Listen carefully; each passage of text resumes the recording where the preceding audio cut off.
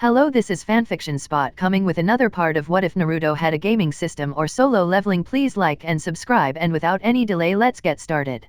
The next day, early morning. Hidden Root Base. Shimura Danzo walked down the corridor of his base, the cane he held in one hand thumping against the white stone floor as he did so. The crippled old man had calmed down since his outburst the previous day and had since rethought his plan. He would need to delay Sarutobi Asuma's move into the Amekage apartments, so the little accident section of his hastily formed plan was unchanged. The part that needed alteration was his ill-conceived attempt to snatch the Jinchuriki from Training Ground 13. Sarutobi was many things: soft on foreigners, soft on the domestic front, sentimental and weak about a great deal of things, but one thing he was not was stupid.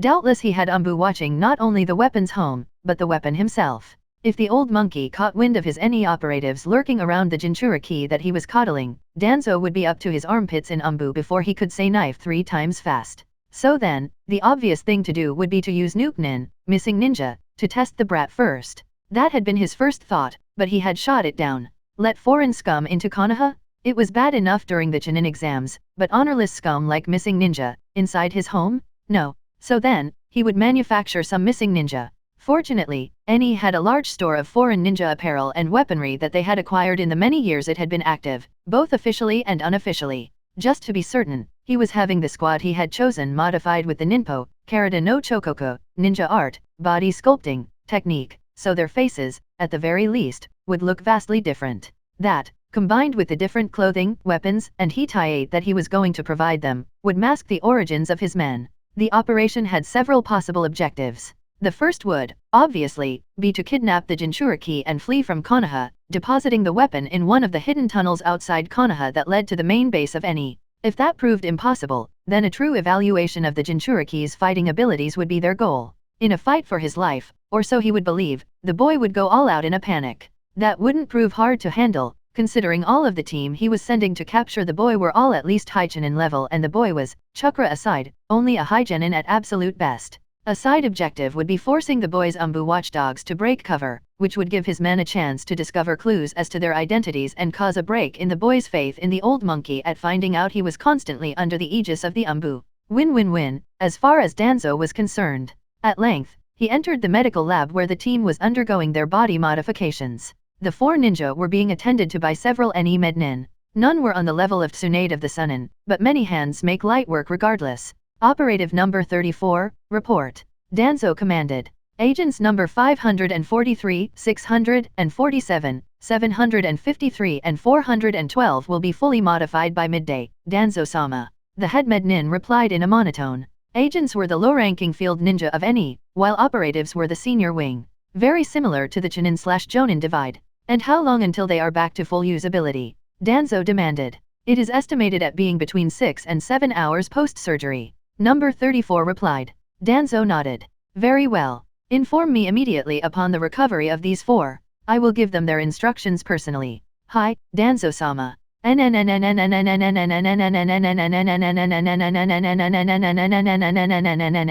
Later. Sakura's home. Harano Sakura grunted in mild pain as her father easily threw her over his shoulder and onto the ground of the small training area that he had in the basement of their house. She hadn't known it was here until her father had decided to improve her taijutsu. What had made it worse was Naruto was doing exactly the same when she visited him. Her body had never ached more than in the last month or so. Mind in the game, Sakura-chan. Kaizashi scolded her. Sorry, Ota-san. She apologized. It's just that between you and Naruto training me 5 days a week, I'm a bit tired. You'll get used to it. Her father informed her briskly. As long as you don't overdo it, you should notice that your endurance will increase gradually. Up you get now. Fine. Sakura moaned as she staggered to her feet. By the way, Naruto recommended that I get a better outfit for when I graduate. Sensible. Was all Kaizashi would say. Ota-san, what exactly is wrong with my outfit? Sakura gestured at her battle dress. Nothing's wrong, Peresi. Kaizashi corrected. It's merely that it's too bright and not armored.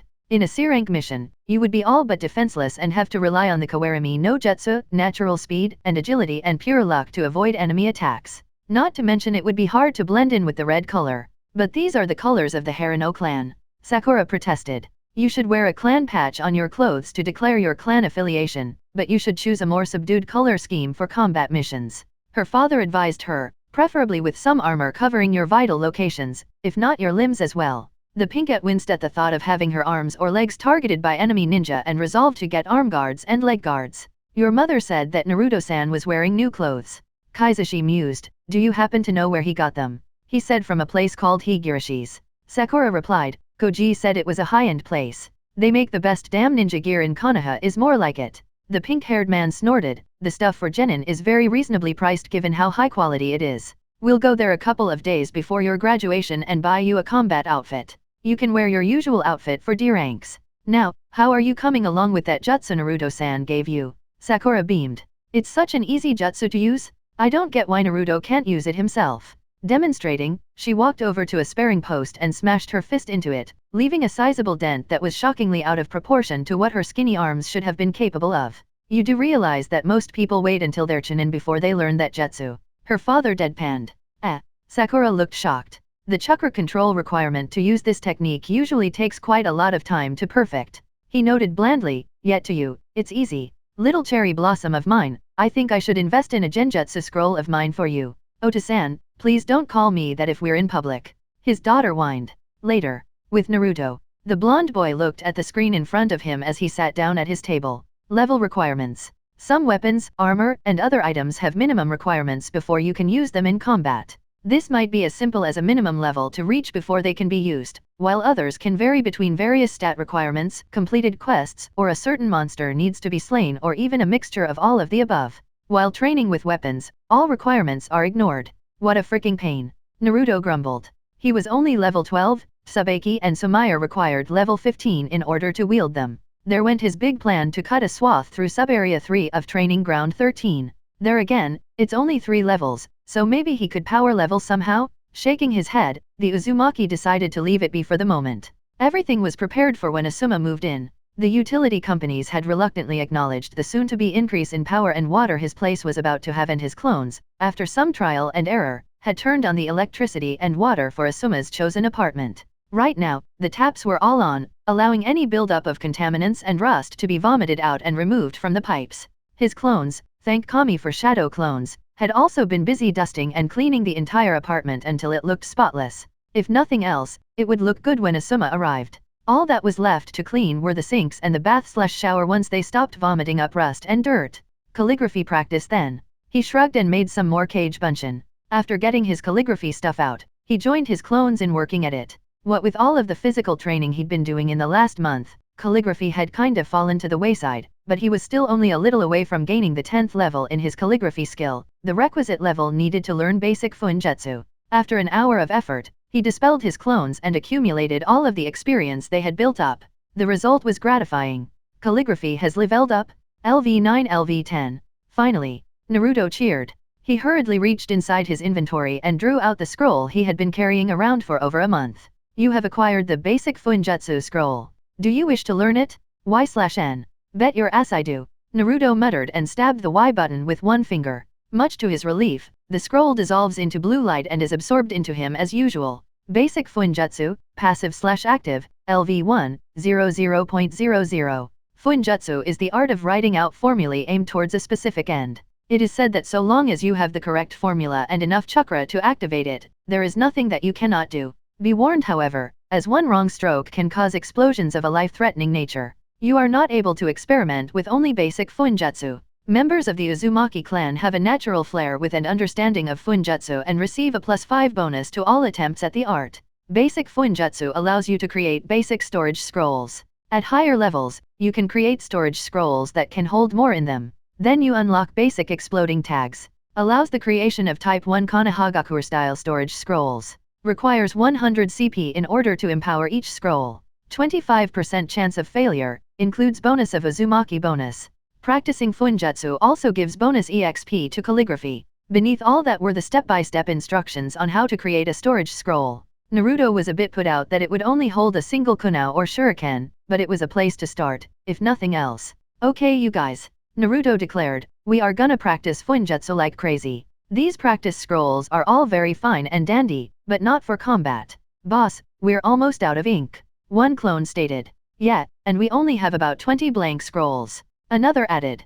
Grr, fine. The Uzumaki growled, you turn into Iruka-sensei and go get us more ink. You go to Higirishi's and buy as many blank scrolls as you can. On it, boss. The clones chorus and leave the apartment at a run. Meanwhile, you guys start practicing on this storage scroll. Naruto continued, creating and then dispelling another shadow clone so its knowledge was spread throughout the pre-existing clones. Then go outside to the roof away from the flowers and activate them. As the other clones started grabbing scrolls, Naruto mused that having shadow clones was something of a lifesaver. This way, he could test the scrolls without having to risk getting blown up in person. A short while later, with Iruka, the scarred Chunin was taking a stroll over to see his favorite student when he heard the explosion. It clearly came from Naruto's apartment building, so Iruka immediately used a shunshin to teleport to his destination immediately. Landing on the roof in a puff of smoke, he was shocked to see the burnt and tattered remains of a scroll lying on the floor. Okay, a familiar voice said, much to the Chunin's relief, that last part on the secondary array was not right. How many of you numbskulls did it the same as him? Only one of you? Good. Let's try that again, shall we? Naruto, Iruka called out cautiously. The blonde hair of his student poked out the door, followed by his blue eyes. Iruka-sensei, how'd you get on my roof? The blonde boy asked in puzzlement. Well, when I heard a loud bang coming from here, I used the Shunshin no Jutsu to come here as fast as I could. Iruka explained. Now, judging by the techno-babble you just spouted and the remnants of the scroll out here, you've started working on Funjutsu, right? Yeah, just those wimpy Type 1 scrolls. Naruto replied with a small pout. I mean, what's the point of having a sealing array that only seals a single kunao or shuriken? It has to do with standardization. Iruka explained. All ordinary kunao and shuriken have a standard weight and size. This makes them very easy to acquire and use as test items. Besides, never underestimate the usefulness of an extra weapon, no matter how humble, in a pinch. Naruto nodded at that, somewhat appeased by his explanation. Iruka spent the next hour correcting the various mistakes that the clones had made in the various test scrolls that they had made. Some, he informed them, were very basic mistakes made by rookie seal masters. Others were just as a result of bad penmanship, which he was determined to correct. Privately, Iruka was very impressed with the speed with which Naruto had learned and practiced his calligraphy. Only 1 month after he had started, he was at the bare minimum level of penmanship needed to use the most basic of Funjutsu. While that would be expected of a high clan such as the Uchiha or Hyuga, for someone deprived of such upbringing to accomplish it almost entirely on his own was quite the feat. Okay, this one looks like it'll work, Iruka said after carefully examining the latest of Naruto's creations. He wasn't an expert in Funjutsu by any means, but he was modestly skilled in the art, making explosive tags for the few missions that he took in addition to his teaching job. Certainly, he was skilled enough to spot a major or minor error in a simple storage scroll. Once more, a volunteer shadow clone strode out onto the roof to activate the storage scroll. This time, thank Kami, it didn't blow up.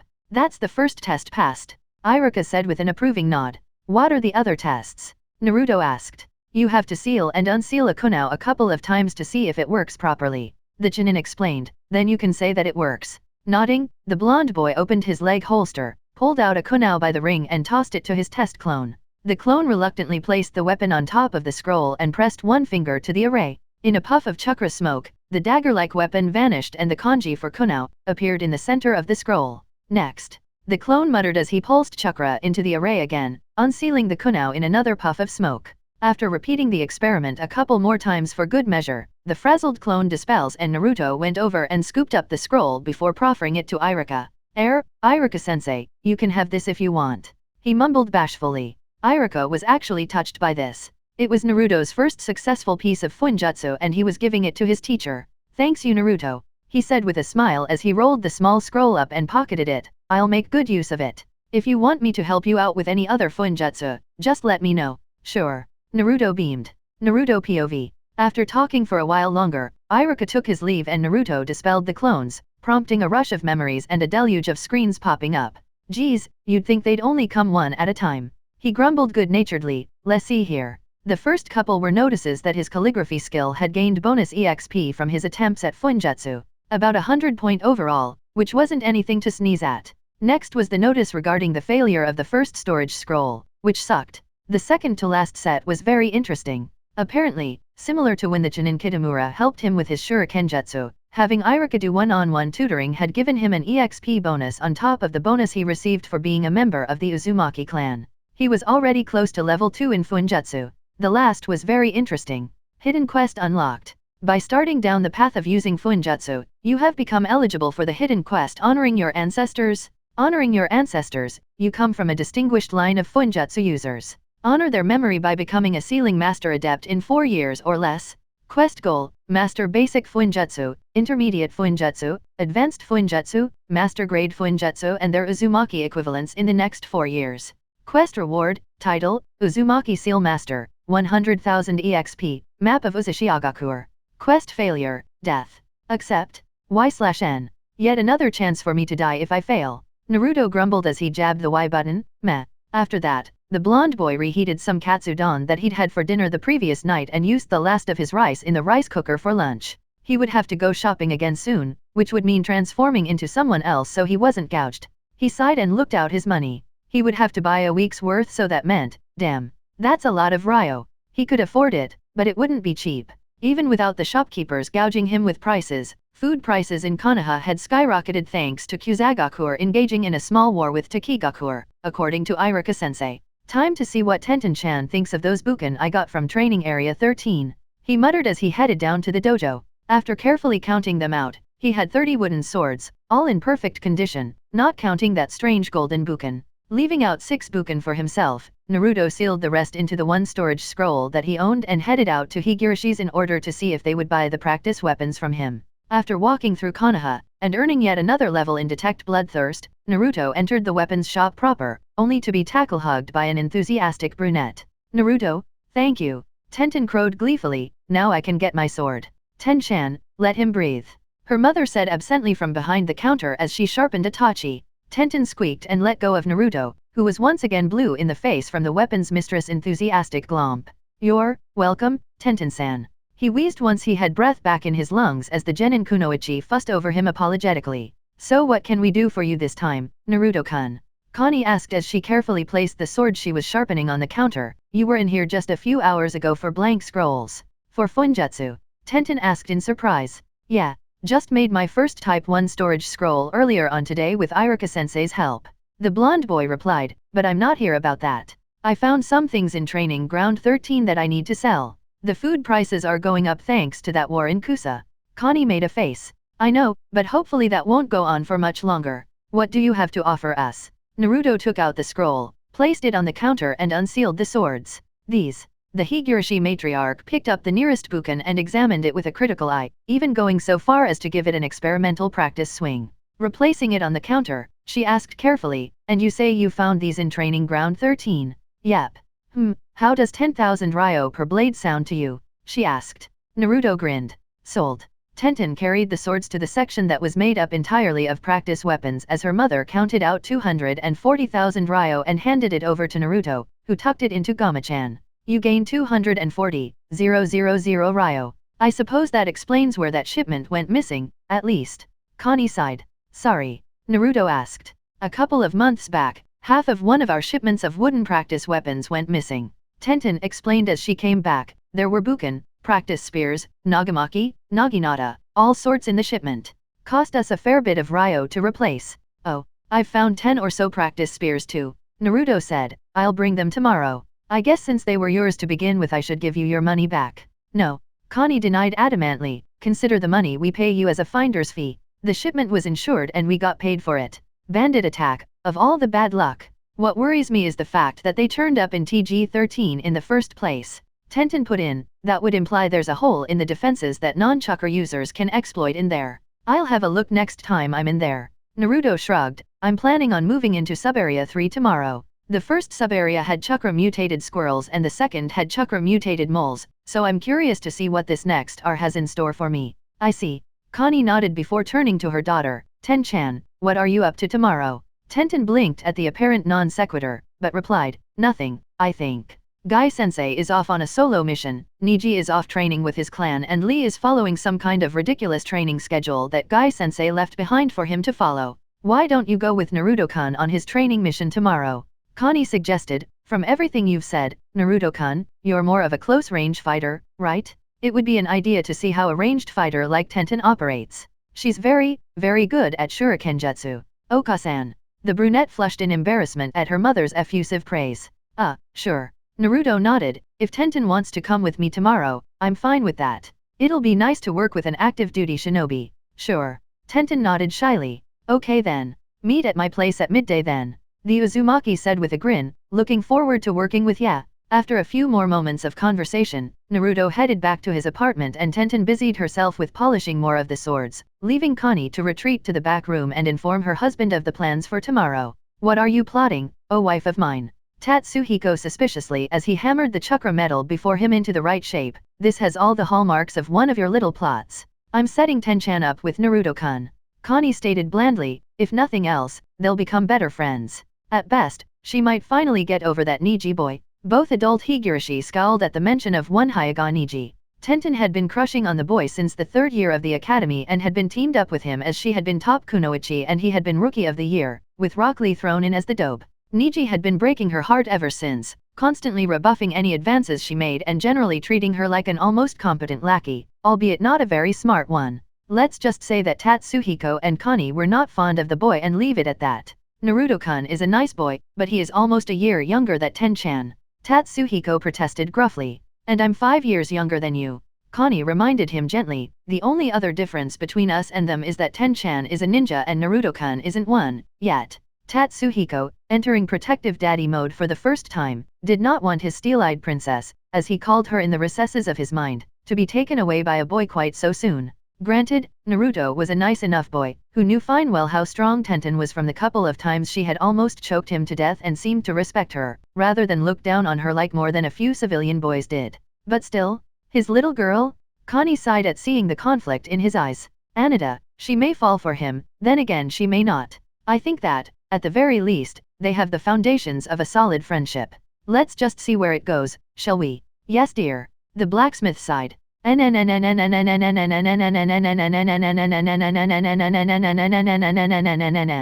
next day, Amekage Apartments. When Tenten knocked on Naruto's door, she was surprised at the sight of his clones at work, churning out numerous storage scrolls. What the heck are those? She asked him with wide eyes. Shadow clones? Naruto replied, it's a kinjutsu that I can use only because I have bucket loads of chakra. Ordinarily, it can only be used by Jonin level ninja, at least. Why haven't you graduated if you can use those? The weapons mistress asked in bewilderment. I only learned the technique a month and a half ago, Naruto explained. It was a special dispensation, I think Iruka-sensei called it, from Jiji, because I can't do the ordinary bunshin no jutsu to save my life. Seriously? You can't use the bunshin? Tenten was taken aback by that before shrugging, meh. No one uses that jutsu once they graduate from the academy anyway. I haven't, not even on the C-rank missions I've been on. Knew it. Naruto muttered. So why are they copying stuff out? She continued. Mass production of Type 1 storage scrolls. The Uzumaki replied with a shrug, practice makes perfect,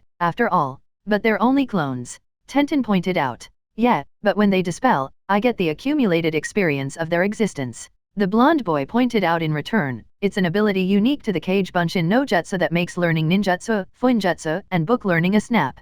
Higurashi Tenten wasn't a jealous person by nature, but the revelations regarding the usefulness of the Kage Bunshin no Jutsu did spark a slight amount of the emotion in her, but she brushed it away with some effort and turned her mind to the question of why he could do this. If he couldn't use the Bunshin, then being able to use a more powerful version must mean that, no, surely not. You have too much chakra and too poor a control on it to use the Bunshin, she said flatly, while a lack of control doesn't hinder you with the Kage Bunshin no Jutsu. I'm right, aren't I? Naruto nodded sourly. My inheritance as an Uzumaki means that E-rank jutsu like the Bunshin are hard or impossible for me to use. I'm actually perfectly good at the Henge no Jutsu and the Kawarimi no Jutsu, but the Bunshin uses too little chakra for me to use it. That sucks. Tenten had to wince at that. Meh. I'm graduating this time for sure though, so it's all good. Naruto grinned. Let me grab my kunao pack and we can go. As the boy dashed into his bedroom to fetch the aforementioned pack of weapons, Tenten had a peek at one of the completed and activated storage scrolls. It was a bit rough, but otherwise it was very good. Nice job. She nodded to the clones, who all blushed. Just wait until we get up to regular storage scrolls. One declared. I'd be interested in seeing that. The weapons mistress said with a nod. Sorry for the wait. Naruto said as he hurried back into the room. Right, let's go. With that, he gestured at the dozen shadow clones and they dispelled in 2s and 3s. If I dispel them all at once, I get a headache. Naruto answered the question in Tenten's eyes, 2 or 3 at a time with a few seconds in between dispersals is fine though. The older girl nodded, but her mind was working fast. The Shadow Clone Jutsu looked like a very powerful technique, with several drawbacks that justly earned it the title of Kinjutsu in her book. Why would Hokage-sama allow Naruto to learn such a dangerous jutsu when he isn't even a genin yet? She wondered, why not one of the elemental clones instead? With Naruto. Observe. Naruto whispered as he looked at Tenten as the two walked down the street, making her profile come up. Name, Higurashi Tenten. Class, Weapons Mistress. Level, 22. Next level, 56.32. Title, Genin, plus 15% EXP to level 25. Age, 14. HP, 3650/3650. CP, 2600/2600 2600/3650. STR, 41. STA, 42. Dex, 52. Int, 25. WIS, 25. Luck, 15. Special status, Hawkeye, passive, plus 25% EXP to Shuriken Jutsu, plus 20% chance to hit while using Shuriken Jutsu, unknown ninja heritage. Intermediate weapons combat mastery, passive, plus 25% EXP to any weapon styles learned. Perks, Will of Steel, True Kunoichi, Natural Talent, Weapons Mastery. Flaws, Hot-tempered, Controlled Fangirl, Senjutsunade. Partially sealed chakra pool. Higurashi Tenten is the top kunoichi of her academy class, a prodigy in the use of any and all weapons that she can lift with her hands, with a special flair for shurikenjutsu. Despite this, she is a fair, friendly person, with a slight dislike for fangirls, despite having similar leanings towards Senjutsunade of the legendary Three Ninja.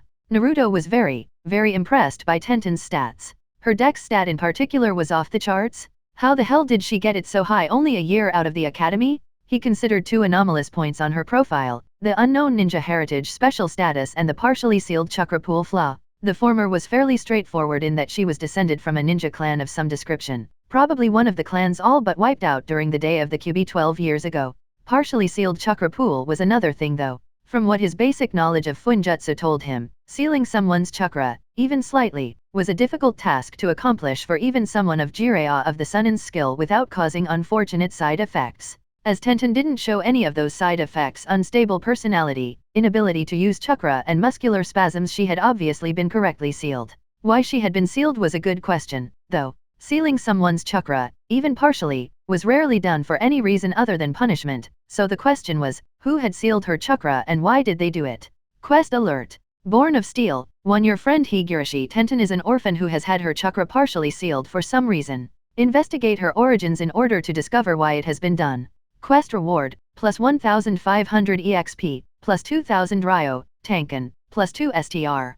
Quest failure, plus 300 EXP. Accept. Y/N. Why is there a 1 next to the quest name? Naruto wondered. Chain quests. A chain quest is when the completion of one quest automatically leads to the creation of one related to it. Basic chain quests can have as few as 2 parts to them, but the more complex ones can reach up to 15 in a row. Understanding this, Naruto paused uncertainly. He was curious about why Tenten had had some of her chakra sealed, but he felt that prying into her past without permission would be distinctly rude. She was a genin with more than adequate chakra reserves, so obviously the seal wasn't interfering in her ninja career to any degree. Did he have a right to interfere in her life to that degree? Surely just looking into it can't hurt, he reasoned as he pushed the Y button. We're here, Tenten declared, startling Naruto, who looked up in surprise. They were indeed standing right in front of Training Ground 13. That went by fast, Naruto observed. You were really lost in thought as we walked. Tenten noted, something up. Nah. Naruto shook his head,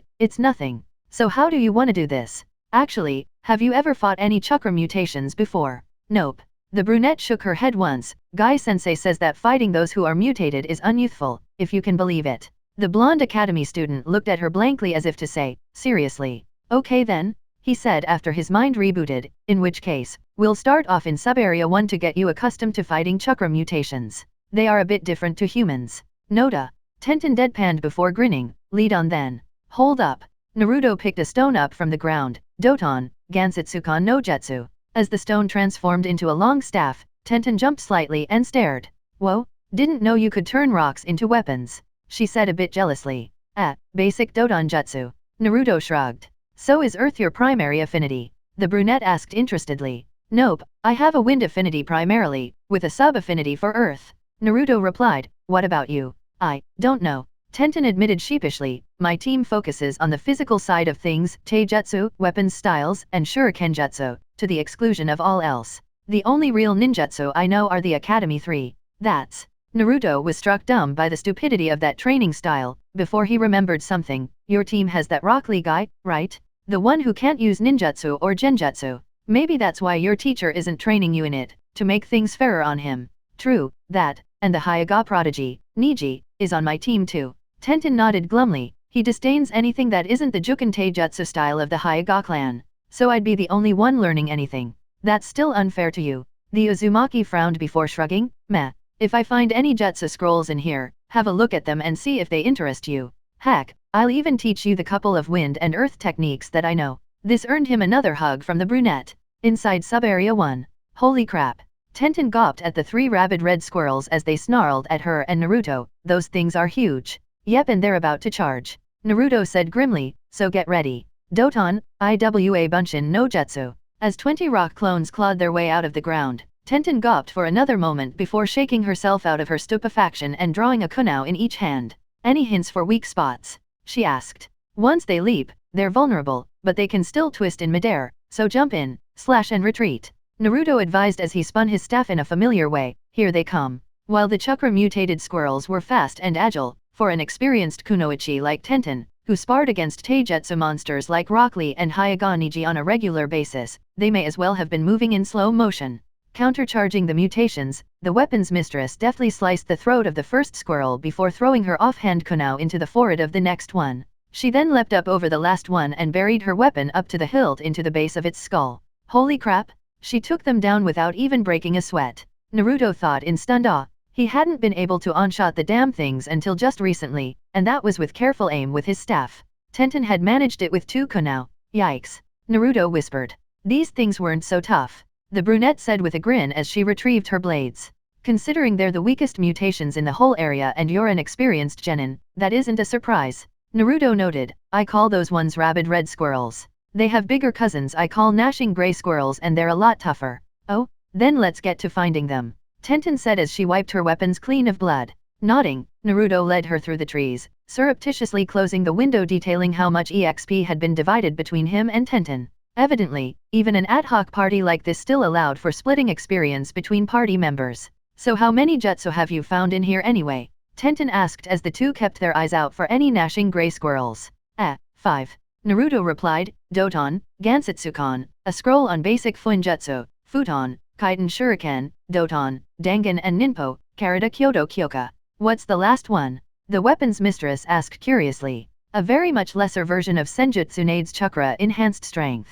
Naruto replied. Seriously? Tenten squealed, can I borrow it? Please. Sorry, I gave that jutsu scroll to a classmate of mine as a present. The blonde boy said apologetically, if we find another one here, it's your though. My chakra control is way too spotty to use the blasted technique. This earned him a grin and a nod from the brunette. With Tenten's superior strength, it only took them half an hour to clear Sub-Area 1 and move on to Sub-Area 2. Here, Tenten had a great deal of trouble against the mutated moles, as the Dangan they fired off were immune to her thrown weapons. She switched to close combat and unsealed a Sansetsukan, 3-section staff, leaping around the boulders to smash the slavering star moles over the head so quickly they had no time to hit her with their claws. The kunoichi clearly knew how to strike the chakra mutations for best effect, crushing their skulls with every blow she dealt out. Naruto made a mental note for the umpteenth time to not get on her bad side. You are a very scary girl, you know that, Tenten, he said after the last mole fell to her. Why thank you. The brunette beamed at him,